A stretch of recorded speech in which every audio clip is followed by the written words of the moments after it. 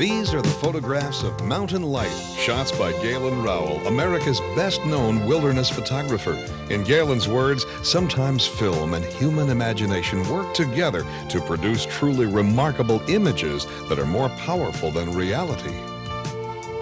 I've been photographing travel and adventure for almost 20 years, and I've been to an awful lot of countries in the world, in Asia, Africa, New Zealand, Norway, Patagonia.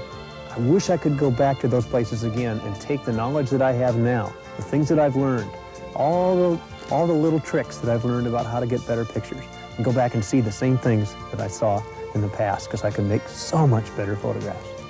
Travel photography, a premier opportunity for dramatic pictures and a continual challenge as the photographer encounters new and unknown scenery and tries to capture it. World of Photography accompanied Galen Rowell to a dramatic California location where he demonstrated some of the secrets of successful scenic photography. The right location and lens, the right light, and a little luck will get you a pretty travel shot. But according to Galen, that's not enough. Many people bring back pretty pictures that aren't relevant to the place they've been. And to make a photograph about a place that's significant, you should first think about the things that are important in that place. Here we're in Joshua Tree National Monument, and there are beautiful Joshua trees and they're boulders. And the photograph that says Joshua Tree National Monument has those two elements in it. Those rocks over there look pretty good, but they're a little sparse on the Joshua trees. But if we get even one or two trees sticking out there, and we have the backdrop of this valley, the light's going to be really different in the valley behind, because it's going to be very blue in the shadows, and we're going to have the real orange light on these rocks at sunset. So this is a really good potential. But right now it's so drab, you just never know what it's going to look like in a few hours. I very rarely find a photograph wholly made. Usually I see one element that I want and then figure out how I'm going to put the rest of the photograph together.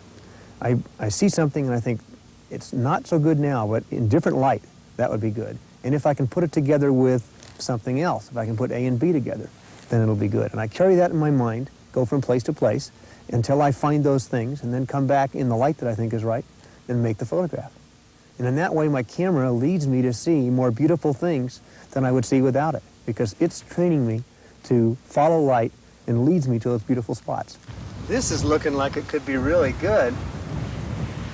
Isolated tree, and the rocks are really well separated, but the light is really flat.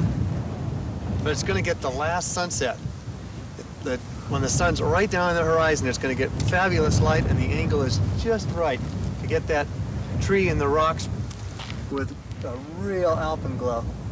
This is going to be beautiful at sunset. We should come back. When I've been traveling, I've seen a lot of beautiful sunrises and sunsets, but I don't photograph them directly.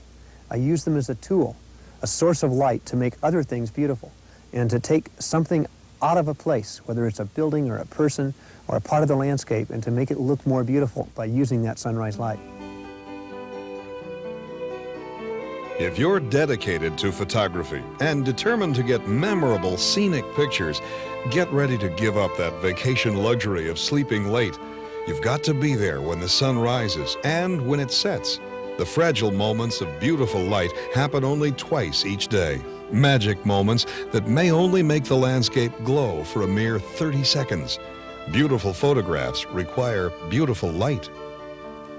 The trick of getting good landscape photographs is to find something that you can emphasize so that when your viewer looks at the photograph, he recreates what was important to you. And to do that, I don't want to use a normal lens most of the time. I want to use a wide angle to emphasize the breadth of something, or the telephoto to pull something in. And wide angles are my favorite because I can do a lot of different things with them. I can turn them down a little bit and have just a kiss of horizon in the far distance, and have the whole stretch from 2 feet in front of my camera out to infinity. In addition to the essential tools of the trade, Rowell also brings along some very important accessories that make the difference in successful outdoor photography. I bring 3 basic filters. A gradated neutral density filter helps me when the light is uneven and it holds back the light in part of the frame. A polarizer works in direct sunlight to cut the blueness out of the sky and help intensify colors. The filter I use in shade to cut the blueness is an 81A that adds just a tinge of pink. I bring a choice of different tripods from one that weighs 6 pounds to a little guy that weighs 4 ounces. Whenever I travel, I take a large amount of equipment with me, but then when I go in the field, I tailor what I'm going to take to my needs. And I may take only one camera body and 1 or 2 lenses at most. If I see wildlife, I'll take my 400mm lens and maybe my 180. If I'm going out after a landscape where I know I have a foreground, I might take just my 20mm and my 24mm, and just those two. And if I'm going out for a day or so and traveling light, I'd take a 24mm, a 55, and a 75 to 150 zoom. I use color transparency film, and about all the leeway you have is a 1.5 stops in either direction. And that's a brightness range of about 8 to 1. Human eyes see a range of about 2,000 to 1 and see good detail. So when you see good detail in a scene, your film probably isn't going to see it. Now that looks good over there. If I use a polarizer, I can really saturate those colors. A polarizer cuts most of the reflected light from the sky.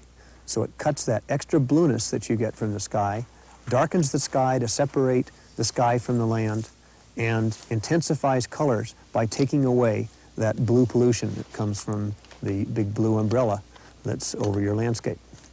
A polarizer is only effective where you have a direct light source. If you can't see the sun, then you're not going to have the major effect that a polarizer has. And you have to use it close to 90 degrees off axis from the sun. If you use it in line with the sun, either towards the sun or away from the sun, then it does nothing, because the sun is in that same plane.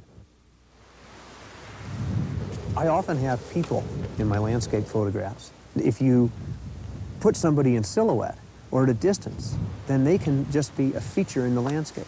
But once they're close enough to see their features, your eyes are going to be drawn to their eyes.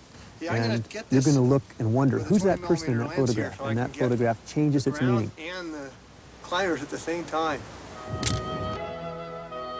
I'm convinced that a lot of the reason for my personal success in photography is that what I photograph is part of my personal passion. At the most basic level, I think all photographers have something in common.